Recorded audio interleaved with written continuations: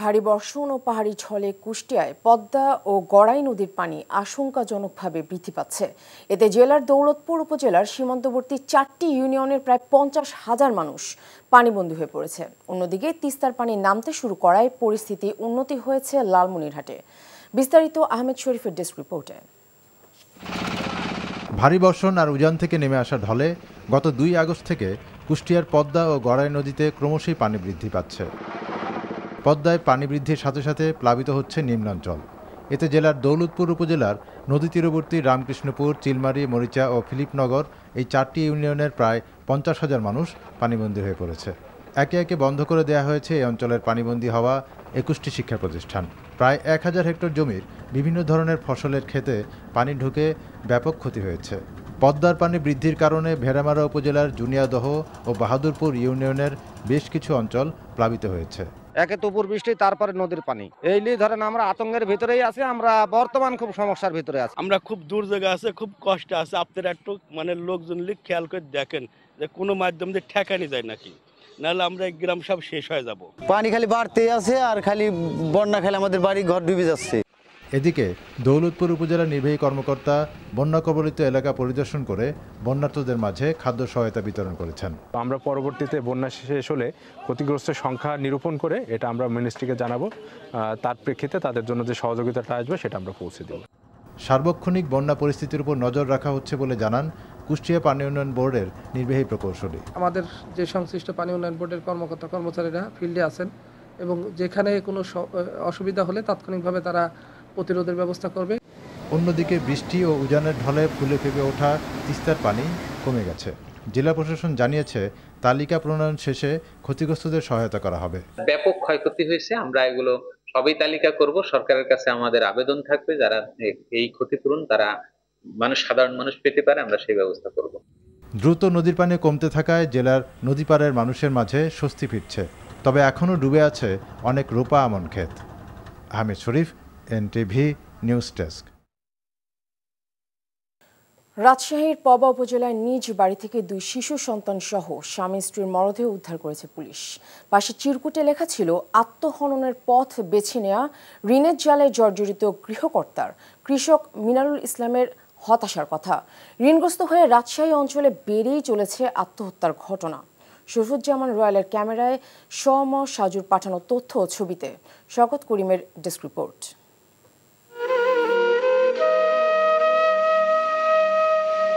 বেঁচে থাকার লড়াই সবার, তবু দারিদ্র্যের কষাঘাত কিংবা দুঃখ হতাশা যখন গ্রাস করে জীবনের কাছে হার মানেন কেউ কেউ। আমরা মরে গেলাম ঋণের দায়ে, খাবারের অভাবে। কৃষক মিনারুলের মরদেহের পাশ থেকে উদ্ধার হওয়া চিরকুটে আরও লেখা ছিল, নিজ হাতে স্ত্রী সন্তানদের মারলাম, আমিও মরলাম, কার আশায় বেঁচে থাকব। মোটা অঙ্কের ঋণ নিয়ে সম্প্রতি বাবার জমি বিক্রি করে কিছুটা শোধ করলেও আর্থিক সংকটে ছিলেন মিনারুল। অনেক সময় দুবেলা খাবার জুটত না। সাতার দিকে হেসে আমার বেটারা কেউ জব দিছে না, আমার বেটা বুঝিন মরে গেছে তাকি আমার জানেই বিলছে যে সত্যি আমার বেটা গলা দৌড় দিস। ও বাপ আমার বাপ নাই, কিউটের পাইনি বাপ, টের পাইলে আমার একটা লাথি তো বাঁচত, তাও জীবনে সহ্য করতে থাকতো।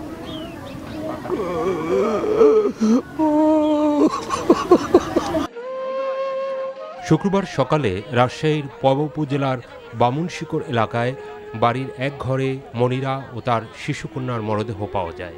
অন্য ঘরে মনিরার স্বামী মিনারুল ও তাদের ছেলের মরদেহ ফ্যানের সঙ্গে ঝুলছিল। খবর পেয়ে পুলিশ মরদেহ উদ্ধার করে ময়নাতদন্তের জন্য রাজশাহী মেডিকেল কলেজ হাসপাতালে পাঠায়।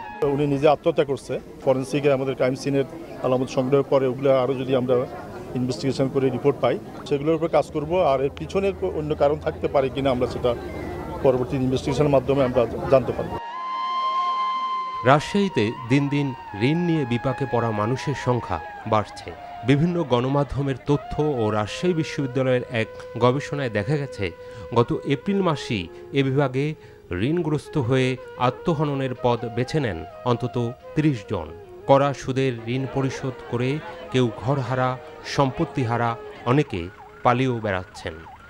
শওকত করিম, এনটিভি নিউজ ডেস্ক। চট্টগ্রাম বন্দরের গতি আনতে ডিজিটাল ডাটা এক্সচেঞ্জ নামে নতুন সফটওয়্যার চালু হচ্ছে। ফলে বন্দরের কার্যক্রম আর কাগজে কলমে নয়, এখন থেকে হবে ডিজিটালি অনলাইনে। এতে ব্যবসায়ীদের ঝামেলা কমার পাশাপাশি বন্দরে দুর্নীতি কমার আশা সংশ্লিষ্টদের। বন্দর পরিচালনায় নৌবাহিনী দায়িত্ব নেওয়ার পর কন্টেইনার ওঠা নামার হার বেড়েছে প্রায় 30%। চট্টগ্রাম থেকে আরিজ আহমেদের পাঠানো রিপোর্ট। চট্টগ্রাম বন্দরকে বিশ্বমানের করতে নানা উদ্যোগ নিয়েছে অন্তর্বর্তীকালীন সরকার, যার সুফল পেতে শুরু করেছেন ব্যবসায়ীরা। বিশেষ করে বন্দরে নিউমোরিং কন্টেইনার টার্মিনালের দায়িত্ব নৌবাহিনীকে দেওয়ার পর বন্দরে এক মাসেই কন্টেইনার ওঠানামার হার বেড়েছে প্রায় 30%। একই সময় বন্দরে জাহাজের অবস্থান সময় কমেছে 13 ঘন্টা। গত 17 বছর ধরে সাই পাওয়ারটেক দিয়ে একচেটিয়া পণ্য ওঠানামার এই কাজ করায় বন্দরের কাজের গতি কমার পাশাপাশি নানা দুর্নীতির অভিযোগ ওঠে। এখন বন্দর আধুনিকায়নে আরেক ধাপ এগিয়ে যাওয়ার পথে। ডিজিটাল ডাটা এক্সচেঞ্জ নামে নতুন একটি সফটওয়্যার চালু করা হচ্ছে বন্দরে। এখন ম্যানুয়ালি নয়, অনলাইনে ব্যবসায়িক সকল কাজ করা যাবে। এতে বন্দরের কার্যক্রম আরও গতিশীল হবে। ডেলিভারি অর্ডারটা নিতে হয়, এটা এখন অনলাইন বেসড হয়ে যাবে। তারপর আপনার এই যে কাস্টমসে অনেক সময় বিএল অ্যামেন্ডমেন্ট করতে প্রচুর সময় লেগে যায়। প্রচুর সময় লেগে যায় অ্যান্ড অনেক পেমেন্টও দিতে হয় অ্যাট টাইমস। সো যেটা এই সফটওয়্যারটা যখন ইউজ করবে কারো দিতে হবে না। অনলাইন এই ডাটা এক্সচেঞ্জ চালু হলে দুর্নীতি অনিয়ম কমে আসবে বলে জানান বাংলাদেশ অর্থনৈতিক অঞ্চল কর্তৃপক্ষ বেজার চেয়ারম্যান। দুর্নীতির যে অভিযোগ এবং হ্যারাসমেন্ট যেটা হয় অনেক সময়, সেটাও সিগনিফিকেন্টলি কমে আসবে, বিকজ আপনার আসলে কারোর সাথে ইন্টারঅ্যাক্ট করতে হচ্ছে না, আপনি একটা সফটওয়্যারের থ্রুতে একটা বাটন ক্লিক করে পেমেন্টটা করে দিচ্ছেন। এখানে দক্ষ শ্রমিক এবং কর্মচারী বিল্ড আপ হবে এবং তাদেরকে যদি আমরা বিদেশেও প্রেরণ করি, দেখা যাবে যে বাংলাদেশ অনেক বৈদেশিক মুদ্রা উপার্জন করতে পারবে। চট্টগ্রাম বন্দরে নিউমোরিং কন্টেইনার টার্মিনালে গত অর্থবছরে বন্দরে মোট কন্টেইনারের 44% হ্যান্ডলিং বা ওঠানামা হয়েছে, যার পরিমাণ 13 lakh container. NTV news desk. BNP chairperson Begum Khaleda জিয়ার উপর জেল ও জেলের বাইরে যারা অত্যাচার করেছে তাদের বিচার দাবি করেছেন দলটির নেতারা। বেগম জিয়াকে জেলে বিষ প্রয়োগ করার অভিযোগও করেন তারা। বলেন, আগামী জাতীয় নির্বাচনকে বানচালের ষড়যন্ত্র চলছে, তবে এ নিয়ে কারো পাতা ফাঁদে পা দেওয়া যাবে না। বেগম খালেদা জিয়ার 80তম জন্মবার্ষিকী উপলক্ষে দোয়া মহফিলে এসব কথা বলেন তারা। হাসান মাহমুদের রিপোর্ট। বিএনপির নয়াপল্টনের কেন্দ্রীয় কার্যালয়ে এই দোয়া ও সংক্ষিপ্ত আলোচনার আয়োজন বিএনপি চেয়ারপারসন বেগম খালেদা জিয়ার 80তম জন্মবার্ষিকীর। সাবেক মন্ত্রী আলোচনায় বিএনপি নেতারা অভিযোগ করেন, বেগম জিয়ার উপর অমানবিক নির্যাতন করা হয়েছে বিগত ফ্যাসিবাদী আমলে। মিথ্যা মামলায় তাকে জেলে দিয়ে জেলেও করা হয়েছে অত্যাচার। সেসব নির্যাতনকারীদের বিচারের দাবিও করেন তারা। পর্যায়ক্রমে দেশনেত্রী বেগম খালেদা জিয়ার স্বাস্থ্যহানি ঘটছে। আমরা বুঝতে পেরেছি যে নাকি ওই সময় খাদ্যদ্রব্যের সঙ্গে বোধহয় কোনো বিষাক্ত কোনো জিনিস মিশিয়ে দেওয়া হতো। আজকে আমি এই অনুষ্ঠান থেকে দেশনেত্রী বেগম খালেদা জিয়ার জেল জীবনে ওনার উপরে কতটুকু নিপীড়ন হয়েছে, কতটুকু অত্যাচার হয়েছে, কারা কারা এর সঙ্গে দায়ী, তাদের সকলের একটা বিচার করা উচিত বলে আমি বিশ্বাস করি এবং মনে করি, এবং বিচার হওয়া উচিত। ভুল চিকিৎসা দিয়ে তাকে মৃত্যুর মুখে ঠেলে দেওয়া হয়েছিল এবং সুচিকিৎসার জন্য বাইরে যেতে না দিয়ে তার মৃত্যু নিশ্চিত করার চেষ্টা করা হয়েছিল। বক্তারা বলেন, নির্বাচন নিয়ে ষড়যন্ত্র চলছে, এ নিয়ে দলীয় নেতাকর্মীদের সতর্ক থাকারও আহ্বান জানান বক্তারা। ভোটের গণনা, ভোটের ফলাফল গণনার আগ মুহূর্ত পর্যন্ত জাতির কাছে একটা সংশয় আছে, নির্বাচন হবে তো, অর্থাৎ একটা ষড়যন্ত্র চলমান আছে নির্বাচনকে বানচাল করার জন্য। সেই কারণেই আমাদের একটু সতর্ক, সংযমী এবং ধৈর্য ধারণ করার প্রয়োজন আছে। পরে বেগম খালেদা জিয়ার সুস্বাস্থ্য কামনা করে দোয়া ও মোনাজাত করা হয়। Hasan Mahmud, NTV news, Dhaka. এদিকে নানা কর্মসূচির মধ্য দিয়ে সারা দেশে পালিত হচ্ছে বিএনপি চেয়ারপারসন বেগম খালেদা জিয়ার ৮০তম জন্মবার্ষিক। বিএনপি চেয়ারপারসন বেগম খালেদা জিয়ার ৮০তম জন্মবার্ষিক উপলক্ষে খুলনায় দোয়া মাহফিল অনুষ্ঠিত হয়েছে। সকালে কেডি ঘোষ দলীয় কার্যালয়ে অনুষ্ঠানে দলের বিভিন্ন স্তরের নেতাকর্মীরা অংশ নেন। বেগম খালেদা জিয়ার জন্মবার্ষিক উপলক্ষে বরিশালে মিলাদ মাহফিল ও দোয়া অনুষ্ঠিত হয়েছে। গোপালগঞ্জে বিএনপি চেয়ারপারসন বেগম খালেদা জিয়ার ৮০তম জন্মবার্ষিক উপলক্ষে দোয়া মাহফিল অনুষ্ঠিত হয়েছে। পরে বেগম খালেদা জিয়ার রোগমুক্তি ও সুস্বাস্থ্য কামনা করা হয়। বেগম খালেদা জিয়ার ৮০তম জন্মবার্ষিক উপলক্ষে মুন্সিগঞ্জে দোয়া মাহফিল ও যুব সমাবেশে অনুষ্ঠিত হয়েছে। সকালে শ্রীনগর উপজেলার ছনবাড়ি বাসস্ট্যান্ডে আয়োজিত অনুষ্ঠানে প্রধান অতিথি ছিলেন বিএনপি জাতীয় নির্বাহী কমিটির স্বেচ্ছাসেবক বিষয়ক সম্পাদক মীর সরফত আলী সপু। সিরাজগঞ্জের শাহজাদপুরে খালেদা জিয়ার ৮০তম জন্মবার্ষিক পালিত হয়েছে। ঝালকাঠিতে বিএনপি চেয়ারপারসন বেগম খালেদা জিয়ার জন্মদিন উপলক্ষে আলোচনা সভা ও দোয়া অনুষ্ঠিত হয়েছে। এছাড়া জয়পুরহাট, নওগাঁ, মোংলা, মেহেরপুর সহ দেশের বিভিন্ন স্থানে পালিত হচ্ছে খালেদা জিয়ার ৮০তম জন্মবার্ষিক। ১৫ আগস্ট উপলক্ষে গোপালগঞ্জের টুঙ্গিপাড়ায় শেখ মুজিবুর রহমানের সমাধিসৌধ কমপ্লেক্সে এলাকায় নিরাপত্তা বলয় গড়ে তোলা হয়েছে। সমাধিসৌধ কমপ্লেক্সের ভেতরে ও বাইরে আইনশৃঙ্খলা বাহিনীর ব্যাপক তৎপরতা লক্ষ্য করা গেছে। ভেতরে কাউকে যেতে দেওয়া হচ্ছে না। গতকাল থেকে সমাধিসৌধ কমপ্লেক্স এলাকায় নিরাপত্তা বাড়ানো হয়। কাউকে আশেপাশে দাঁড়াতে দেওয়া হচ্ছে না। এনসিপির সাথে সংঘর্ষের পর আওয়ামী লীগ ও সহযোগী সংগঠনের নেতাকর্মীরা আত্মগোপনে রয়েছে। সাধারণ জনগণও টুঙ্গিপাড়ায় শেখ মুজিবুর রহমানের সমাধিসৌধে আসতে দেখা যায়নি। টুঙ্গিপাড়া সহ জেলা জুড়ে পুলিশ, এপিবিএন সহ দেশ সহস্রাধিক আইনশৃঙ্খলা বাহিনী নিয়োজিত রয়েছে। সরকার ঘোষিত সময়ে নির্বাচন হবে বলে জানিয়েছেন ধর্ম উপদেষ্টা ডক্টর আ.ফ.ম. খালিদ হোসেন। সুনামগঞ্জ তাহিরপুর উপজেলায় অদ্বৈত মন্দির কমপ্লেক্স নির্মাণ কাজ পরিদর্শন শেষে এসব কথা বলেন তিনি। আমাদের প্রত্যাশা আমরা ঘোষিত সময়ে তারিখে আমরা জাতীয় নির্বাচন সম্পন্ন করতে পারব। রাজনৈতিক নেতৃবৃন্দের সাথেও আলাপ আলোচনা অতীতে হয়েছে, আগামী দিনে আরও হবে। আমরা আশাবাদী আগামী ফেব্রুয়ারি মাসে একটা সুষ্ঠু, অবাধ, নিরপেক্ষ নির্বাচন একেবারে উৎসাহ উদ্দীপনার মধ্য দিয়ে অনুষ্ঠিত হবে। এই প্রস্তুতি সরকারের আছে। সিলেটে লুট হওয়া পাথর উদ্ধারে অভিযান অব্যাহত রেখেছে যৌথ বাহিনী। সিলেটের পর ঢাকা ও নারায়ণগঞ্জ থেকেও জব্দ হয়েছে পাথর। শুক্রবার সিলেট ভোলাগঞ্জ এলাকার বিভিন্ন ক্রাশার মিল ও নদীর পাড় থেকেও সাদা পাথর জব্দ করা হয়। উদ্ধার হওয়া পাথর পুনরায় নিজেদের উদ্যোগে ভোলাগঞ্জের সাদা পাথর এলাকায় ছড়িয়ে দিচ্ছে জেলা প্রশাসন। সিলেটের সীমান্তবর্তী পর্যটন কেন্দ্র সাদা পাথর ও ভোলাগঞ্জ রেলওয়ে রোপওয়ে স্টেশন থেকে নজিরবিহীন পাথর লুটপাটের পর বুধবার রাত থেকে মাঠে নামে যৌথ বাহিনী। অভিযানে ১৩০টি ট্রাকের প্রায় ৭০,০০০ ঘনফুট পাথর জব্দের তথ্য জানিয়েছে জেলা প্রশাসন। এছাড়া বিভিন্ন ডাম্পিং এরিয়া থেকেও পাথর জব্দ করা হচ্ছে। বরিশাল শের-ই-বাংলা মেডিকেল কলেজ হাসপাতালের চিকিৎসক, নার্স এবং কর্মকর্তা কর্মচারীদের ওপর হামলার অভিযোগে সংগঠক মহিউদ্দিন রনি সহ ৪২ জনের বিরুদ্ধে থানায় অভিযোগ দায়ের করা হয়েছে। বৃহস্পতিবার গভীর রাতে হাসপাতালের ward master Jewel Chandrashil Kotwali model থানায় এ অভিযোগ করেন।